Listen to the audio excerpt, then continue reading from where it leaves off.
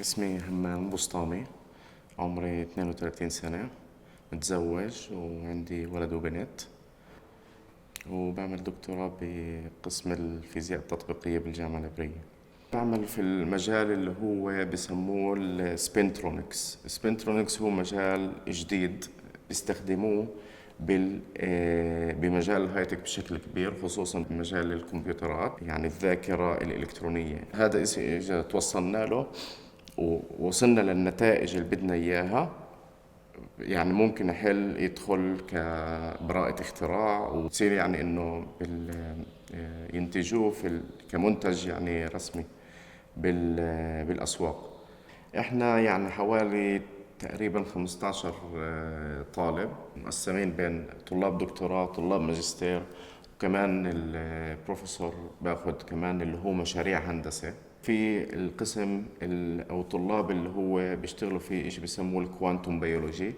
القسم أو المجموعة بيشتغلوا على إشي بيسموه المولكولار سبنترونيك ديفايسز، اللي هو اللي أنا موجود فيه.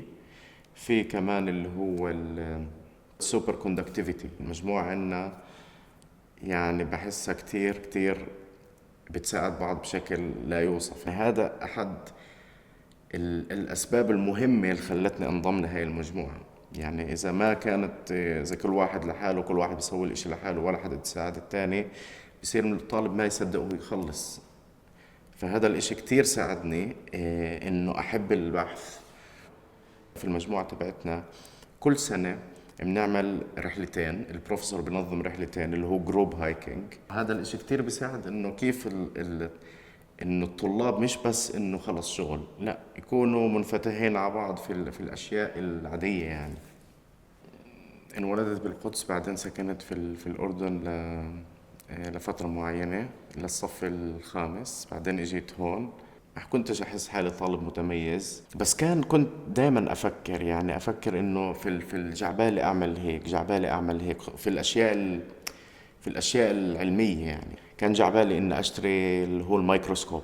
كان يجيبوا برامج الاشياء العلميه مثلا على الناشونال جيوغرافيك، اشياء كنت دائما احبها. بس ما كنتش، يعني ما كانش عندي هالمصطلح اللي اترجم لانه هذا الاشي اسمه طموح.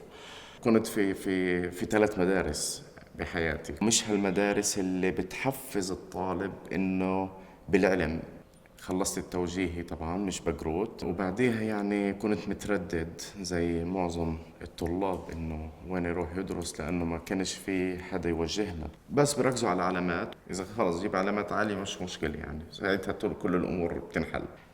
في يوم من ذات الايام شفت بالصدفة صديقي اللي بيشتغل في انتل، فانه سألته هالسؤال، يعني مجرد سؤال، يعني انه ايش بتنصح.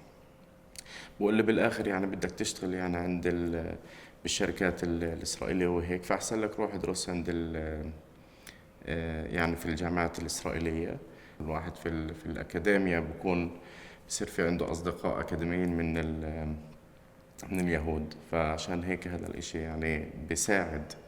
ابوي كتير حبذ الفكره. كان في يوم مفتوح في الجامعه العبريه عن اللي هو دراسه السنه التحضيريه. فرحت عليه وقعدت وانبسطت يعني، واقتنعت في الاشي اللي بقوله، مع انه يعني تضييع للوقت. كيف يعني تضييع للوقت؟ يعني اللي مثلا لما بلشت البيئة انا، كانوا اصحابي اللي خلصوا معي بنفس الدفعة في التوجيهي كانوا بلشين سنة ثالثة في بير زيت وابو ديس او في الاردن مثلا، لانه هم ما اخذوا سنة تحضيرية ولا اللي قعدوا يعني انه سنه اللي هو البسيكومتري.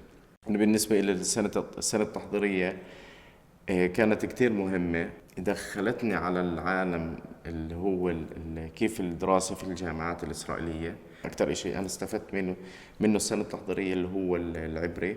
كمان اللي هو في كمان شيء اللي هو علامه السنه التحضيريه بتاثر على البسيكومتري. درست في كليه عزرائيلي، خلصت هندسه مواد. اشتغلت مباشر بعديها. كان عندنا محاضر من انتل فساعدني كتير، وهو خلاني اوصل لانتل، واشتغلت هناك لمدة 3 سنين. بعديها قررت انه اكمل في بالدراسات المتقدمة، نتيجة إنه السوق والعالم الهايتك بده شهادات متقدمة، لأنه هو دائما في تطور. أنا بدي أتقدم بالتفكيد أو بالبوزيشن اللي بدي إياه في انتل، لأنه ما كنتش أنا كوظيفة مهندس، كنت كوظيفة تقني بناء على الشهادة اللي أنا حاملها، للرغم إنه معي BA أو BSc، ولكنه من كلية. صح لي إنه فرصة إني أكمل في معهد وايزمان للعلوم كماجستير. اشتغلت هناك سنة، وهذه السنة كتير ساعدتني. طلبوا مني إن أعمل 4 كورسات، وكل مادة لازم أجيب فيها فوق 85، وكلها مواد بالفيزياء. خلصت البيئة بال 2011 وبلشت في 2015 2016، يعني حوالي 4 5 سنين. فهذا الاشي الفجوة انه الواحد بضعف شوي من ناحية الرياضيات، بس الحمد لله رب العالمين، يعني الله وفقني، ويعني اعطى في القوة للدراسة وللجلد يعني في هذا الاشي، لانه جبت يعني مرقت كل هاي الفترة، وجبت يعني العلامات اللي بدهم اياها. قدمت طبعا الاوراق، ولازم بستنى لمقابلة. كان في 80 طالب مقدمين للقسم. السنة اللي قبلها كانوا بس 30، فزادوا أكثر من الضعف. حتى ما أعطوني الفرصة إنه أعمل مقابلة يعني. قلت يعني إنه يعني هيك الله كاتب، شو بدي أسوي يعني. وزعلت كثير يعني لهذا الإشي، لأنه خصوصا إنه أنا يعني في هذيك الفترة كان عندي عيلة وهذا، وطلعت من انتل، ويعني يعني كانت فترة مش بسيطة يعني. اي احباط كنت اروح لاهلي يعني. هو يعني اهم اشي بالنسبه لي، لانه هو راح يكون الداعم المعنوي والمادي. النجاح انه الواحد مش انه خلص سلك هذا الطريق وضله مكمل وخلص وصل وصار ناجح. لا، النجاح انك انت اول ما تضلك تسقط ويضلك مستمر بعد هذا السقوط، يعني انه الواحد يضله عنده مثابرة لهذا الاشي. جيت على المقابلة هون وانا قلت من 7 المستحيلات انهم يقبلوني. قلت خلص بحكي اللي بعرفه، بدهم يقبلون بدهمش بلاش يعني انه خلص يئست يعني. بعد ما انقبلت هيك كتير يعني ارتحت. البيئة تبعي كان اكتريته يعني يحسب على الكيمياء، يعني مش على الفيزياء. فإنه يعني إنه كيف بدي أغير اتجاهي من الكيمياء للفيزياء، لأنه كنت أنا حابب هذا الإشي يعني. داخله مش مجبر على هذا الإشي، داخله عن قناعة، عن حب، عن إنه في عندي طموح لهذا الإشي. وفعلا مستوى الجامعة بيختلف عن مستوى الكلية. أول ماستر كنت حاطط إنه فكرة إنه ما كملش PhD، بدي اخلص الماستر بدي ارجع على الهايتك وبس. معاي هلا هو بيعمل بوست دوك في هارفارد، بقول لي ليش ما تكملش يعني، روح كمل روح كمل. يقنعني اني اكمل اكمل اكمل، وانا قلت له بديش اكمل بديش اكمل بالاخر بالاخر كملت. حتى يعني شباب يعني اصحابي، وحتى في طلاب، في ناس اصحابي مخلصين دكتوراه يعني، بقولوا لي همام يعني انت اللي سويته بحياتك انا ما سويتوش، وهو مخلص دكتوراه. انت فعلا شخص بنطبع عليك قصة نجاح، لانه انت كتير واجهت صعوبات بحياتك. انه احنا عندنا في الوسط العربي مش منفتحين على الشركات الهايتك. ف يعني في شركات كتير ومصانع كتير يعني الموجودة هون بتوظف كتير ناس، سواء كيمياء وفيزياء وأحياء كله. البوس اللي كان مسؤول عني بيقول لي امتى بدك تيجي، يلا خلص تعال. انا بحس هذا الاشي هو توفيق يعني. يعني توفيق من الله. ليش؟ انه اول ما خلصت الBA، حاولت اني اعمل ماستر على طول، بس برضه ما توفقتش، ورحت اشتغلت في انتل.